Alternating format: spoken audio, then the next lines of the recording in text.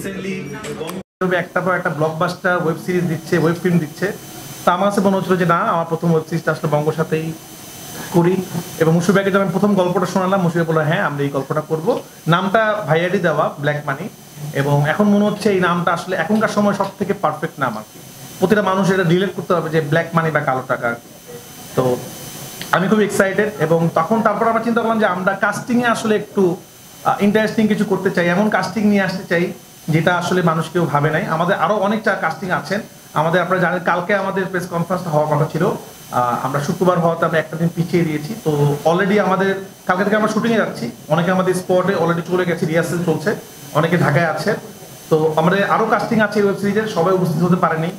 তো কিছু কিছু মানুষ উপস্থিত হয়েছে। আমার মনে হচ্ছে যে এমন একজনকে আমরা নিতে চাই যারও প্রথম ওয়েব সিরিজ হবে আমার মতো। তো আমরা রুবেল ভাইকে অ্যাপ্রোচ করি এবং আমি এবং মুশফিক ভাই সহ বঙ্গ টিম এবং আমরা খুবই আনন্দিত। রুবেল ভাই আমাদের কথা রেখেছেন এবং আমাদের কথা সায় দিয়ে উনি প্রথম ওয়েব সিরিজ বা প্রথম ওয়েব ফিল্ম, সিনেমার বাইরে প্রথম কাজ রুবেল ভাইয়ের। তা আমরা রুবেল ভাইয়ের জন্য একটা হাততালি চাই আমরা, যে রুবেল ভাইকে আমরা অন্যভাবে আসলে এবার দেখবো। আমার কাছে আমি কিন্তু সবসময় যেটা ট্রাই করি, নতুন করে নিয়ে আসে অনেককে যারা কিনা একসময় কাজ করতেন বা নতুন করে মাধ্যমে। আমার হচ্ছে রুবেল ভাই এত বড় জায়গায় চলে গিয়েছে, রুবেল ভাইকে নতুন করে আবিষ্কার করা তো কিছু নাই। কিন্তু ওয়েব সিরিজে যারা দর্শক, যারা কিনা বাসায় বসে দেখতে চায়, কাজ দেখতে চায় এবং ইন্টারেস্টিং কিছু দেখতে চায়, তারা রুবেল ভাইকে আমার মনে অনেক মিস করে এতদিন ধরে। তো আমরা নিজেরাও কিন্তু ছোটবেলায় রুবেল ভাই সিনেমা দেখে বড় হয়েছি। তার মনে তারা এখন রুবেল ভাইকে মিস করে, তারা রুবেল ভাইকে নতুনভাবে দেখতে পারবে। এবং আরো যারা কাস্টিং আছেন আমাদের সাথে, আমাদের যারা দেখছেন, আমি নাম বলবো না, নাম বলে কি হবে, অনেকজন নাম বাদ পড়ে যাবে। তো আমাদের প্রেস রিলিজে আমরা নামগুলো সবাইকে বলে দিব, হিউজ কাস্টিং। তো আমি বেশি কিছু বলতে চাই না, একটা কথা বলতে চাই, মুশফিক একটা চ্যালেঞ্জ দিয়ে দিয়েছে যে এর আগে অমি 5টা কাজ করেছে, 5টাই ব্লকবাস্টার এবং সব রেকর্ড ভেঙে দিচ্ছে। অমি আমার খুব ভালো বন্ধু, আমার বেস্ট ফ্রেন্ড।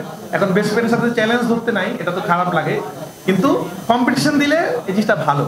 তো আমি আশা করতেই পারি ব্ল্যাক মানি বঙ্গ সব রেকর্ড ভেঙে যাবে। যেভাবে সিনেমা দিয়ে আসলে আমি সব রেকর্ড ভেঙেছি, তুফান দিয়ে ভেঙেছি, সুরঙ্গ দিয়ে ভেঙেছি। তো এখন পর্যন্ত রেকর্ড ভাঙাতে তো আমিও একটা লেভেলের পারি। তো যাই হোক, বন্ধুর সাথে যুদ্ধ করব, অমির সাথে। তো আমার মনে হয় যে যুদ্ধ, এমন যুদ্ধই করা উচিত যে যুদ্ধটা আসলে সবার জন্য বেটার। কাজের যুদ্ধ আমাদের দেশে এখন যেরকম বিভিন্ন রকমের নেগেটিভিটি চলতেছে সেটা না। আর আমি বরাবরই যে চেষ্টা করি, আমার জবাবটা সবসময় কাজ দিয়ে দেওয়ার চেষ্টা করি। এখন আমাদের সব থেকে বেশি ইম্পর্টেন্ট এই প্রেস কনফারেন্সটা কেন ইম্পর্টেন্ট, আমার এই দেশের এই অরাজকতার পরে এই প্রথম কিন্তু বড় করে কোনো কাজের অ্যানাউন্সমেন্ট হচ্ছে। আসলে আমরা কালকে শুটে যাচ্ছি, এই জন্য আমরা চিন্তা করলাম আজকে আপনাদেরকে ডেকে। অনেকে যেটা করে দেখবেন অনেকদিন আগে হয়তো জানায়, মুহূর্ত করে, কিন্তু আমরা যে প্র্যাকটিসটা করার চেষ্টা করি, যেটা সুরঙ্গ সময় আমরা করেছি, শুটিংয়ের ঠিক আগে আগে আসলে আপনাদের সাথে কথা বলে যাই, দেন আমরা শুটিং করে আমরা কালকেই চলে যাচ্ছি শুটিংয়ে।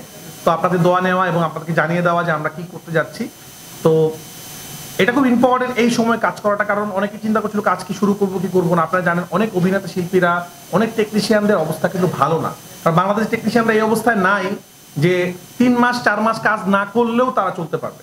তো কাজ করাটা ইম্পর্টেন্ট। আমরা বলবো যারা এখন কাজ করতে চাচ্ছে আপনারা তাদের সাথে থাকেন এবং তাদেরকে আপনারা সাপোর্ট করেন। এবং বঙ্গ আমি অনেক ধন্যবাদ দিতে চাই, এই মোমেন্টে তারা এত ভালো ভালো কাজ করছে, তাদের সামনে লাইন আপ আপনারা জানতে পারবেন, অনেক ভালো ভালো কাজ করছে। আর বাকি জিনিস আপনারা টেইলার টিজারে দেখতে পারবেন।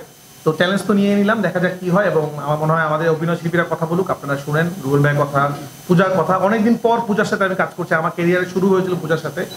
পূজা আমাদের অনেক লাকি, কারণ আমি প্রথম ছবিটা যদি ব্লকবাস্টার না হতো তাহলে হয়তো রাফি এখানে আসতো না। তো অনেকদিন পর পূজাকে আমি নিলাম, যে মনে হয় পূজা খুব ভালো করবে এটাতে।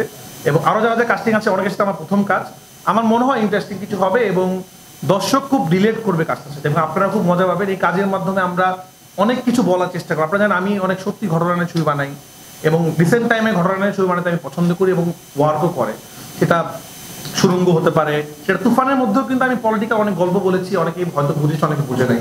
আমাদের তুফানে কিন্তু একটা সাবজেক্ট ছিল যে ভোট ডাকাতি, গান গেতে গেতে যে তুফানে হয়, যেভাবে তুফানটা হয়। তা আমার কাছে একটু পলিটিক্যাল রিজন নিয়ে সিনেমা বানাতে আমি এনজয় করি, কারণ দর্শকও রিলেট করতে পারে। সুরঙ্গ ছিল পরাণ, এটার অনেক বড় উদাহরণ একটা রিয়েল স্টোরি নিয়ে।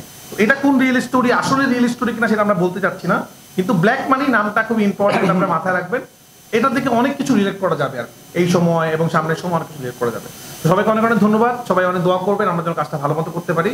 এবং আবার বঙ্গকে ধন্যবাদ এবং আমার আর্টিস্টদেরকে ধন্যবাদ। এবং আমাদের অনেক আর্টিস্ট আসতে পারেন নাই, তাদের কথা আমরা আস্তে আস্তে বলবো। তো আমরা খুব তাড়াতাড়ি একটা পোস্টার রিলিজ করবো, সবার নাম জানিয়ে দিব। সবাইকে অনেক অনেক ধন্যবাদ পাশে থাকার জন্য, আসার জন্য। আশা করি বাংলা ছবি, বাংলা সিরিজ বাংলা কন্টেন্টের সাথে আপনারা থাকবেন। থ্যাংক ইউ, আসসালামু আলাইকুম। আমরা প্রশ্ন উত্তরে